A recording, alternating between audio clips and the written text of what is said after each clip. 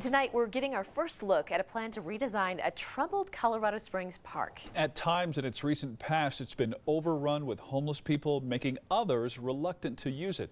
Tonight, News Channel 13's Scott Harrison is downtown updating a situation we first told you about just before last Christmas. Scott, how are those plans looking now?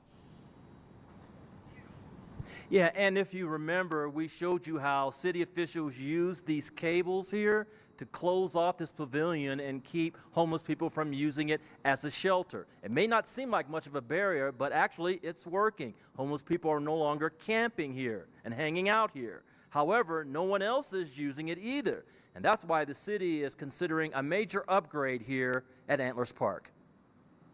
Nearly 60% of respondents to a city survey find Antlers Park in downtown Colorado Springs to be unsatisfactory.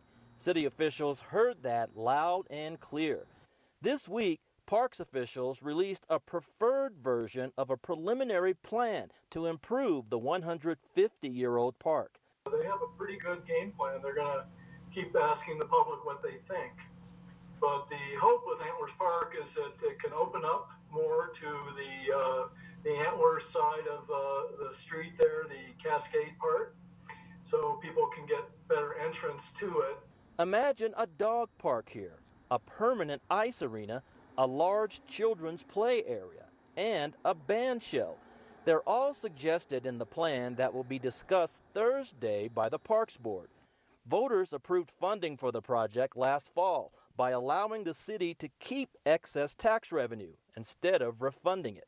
Well, I hope in the next 18 to 24 months, but again, everything is turned upside down with this pandemic. So what funding is going to be in place and how we're going to be able to do this is going to be a big question. That means the pavilion could remain roped off for even longer. 3 months before the pavilion at Antlers Park was roped off, both the pavilions here at Dorchester Park were fenced off for the same reason. And they still are, because this park remains a major gathering spot for the homeless. But officials say it's going to take a lot longer to determine how to improve this park or to decide if this should even remain as a park.